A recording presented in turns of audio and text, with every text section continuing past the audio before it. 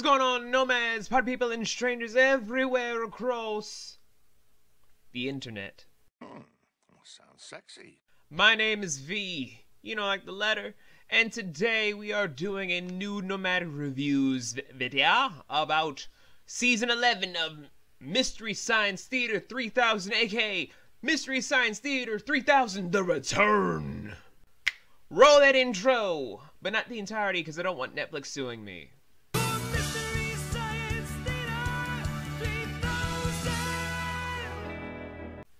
Very nice work indeed.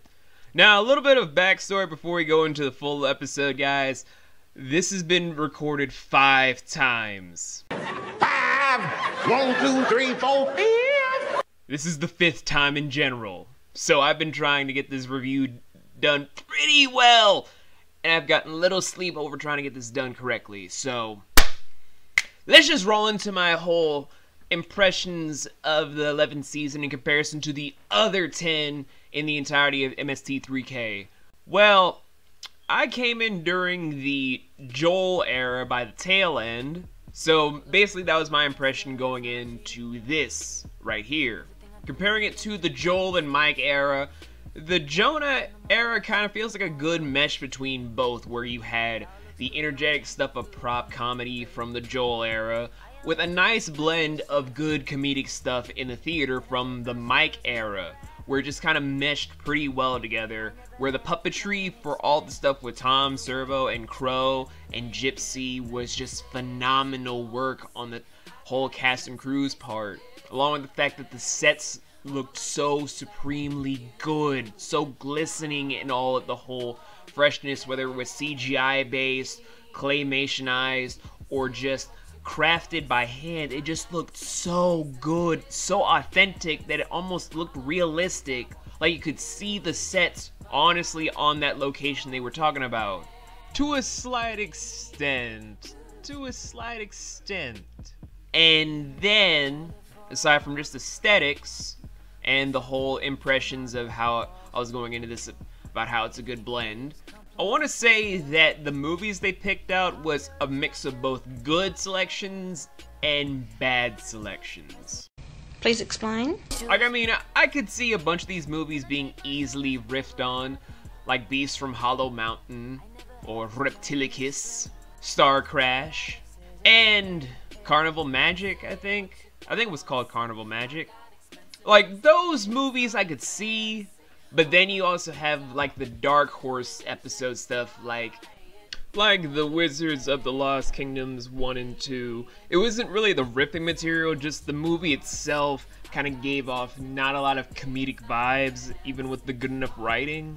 But then again, that's just my own humble opinion as both a critic and a riffer myself.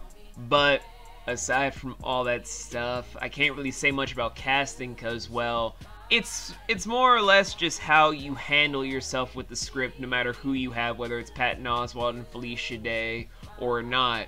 So it's kind of subjective on the casting part. But I guess the only thing I can really talk about for this entirety, since I want to make this review kind of shorter, instead of going into my whole big opinion on it, that's a whole separate video. I guess I want to talk about the entire season overall, though, as just a big evolutionary step forward in the MST3K franchise, with Jonah Heston being the new face of the Satellite of Love.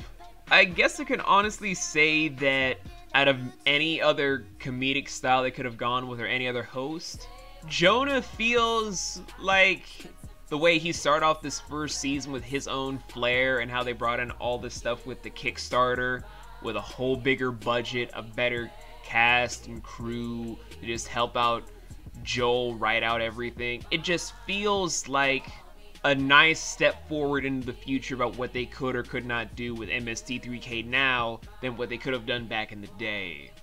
And it shows that way of being like a passing of the torch into a greater legacy with each and every episode, where instead of it feeling like it's something of like an unwanted reboot, it's one of the most beautiful revivals I've seen since Samurai Jack 2017.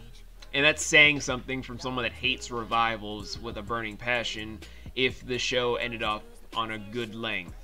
And before anyone asks, I will share my thoughts about Twin Peaks 2017, The Return, when the entire series is done. I'm just waiting on the whole show to be done first before I say my thoughts.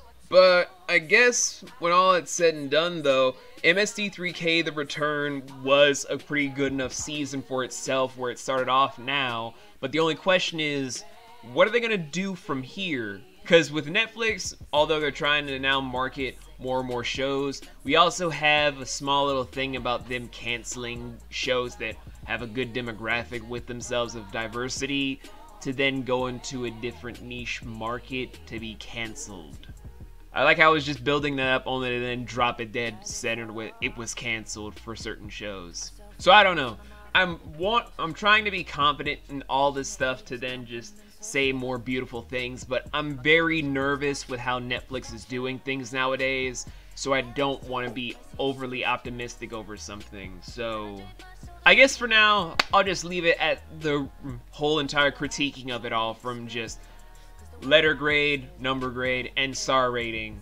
We're gonna give MST3K's 11th season a 9.8 out of 13 with a B+, and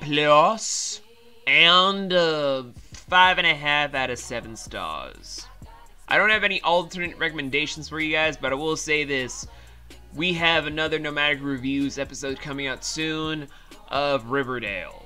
So if you guys are ready for that, then yay! But if not, I already have a clip that kind of sums up what you guys are thinking. Stay out of Riverdale. Yeah, I'll just see you guys in the Riverdale video. So, how do I segue out of